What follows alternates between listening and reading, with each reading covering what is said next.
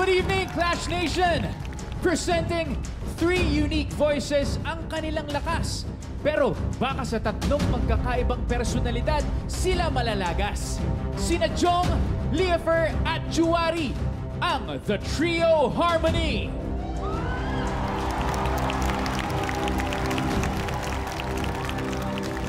Ang trio na may tahimik, may matinik, at may tahimik na matinik. Magaling sila solo-solo, pero bilang grupo, will they spell trouble or trouble?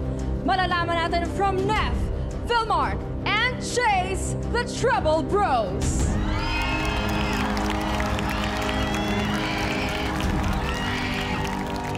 Meron ng ganda at galing, pero para maging iba ay sasamahan pa raw nila ng galaw. Ito ba ay tamang desisyon o misguided na ambisyon? Ipapakita yan ni na Arabel, Venus at Adele ang Evolution.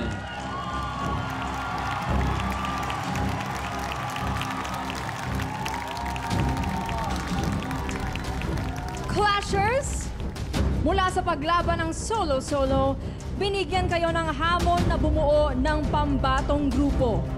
Ngayong gabi, susukatin natin kung nagtagumpay kayo. Oras na para umpisahan ang Round 3.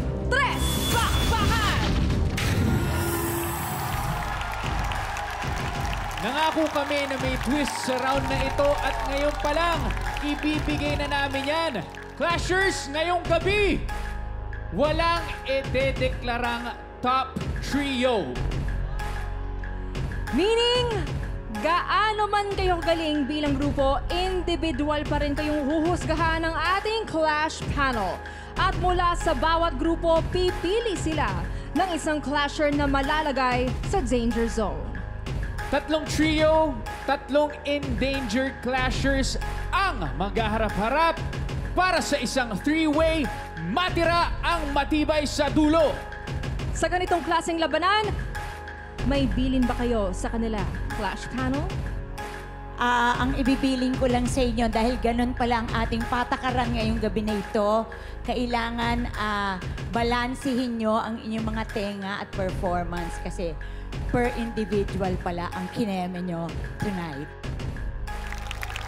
Ako naman, since na trio kayo, pero gusto ko pa rin madinig na parang iisa kayo at solid, na parang talagang iisa lang ang puso nyo. So, that way, in-expect ko na talagang maganda ang kakalabasan ng inyong performance. Sige, para iba naman. Maglamangan kayo. Hindi, joke lang. Para maiba. Medyo mahirap to, no? Kasi na-assign nyo na ang roles nyo sa kantang ito.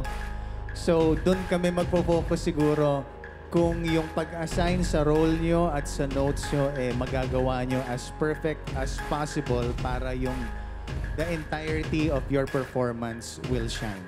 So, good luck! Thank you, judges!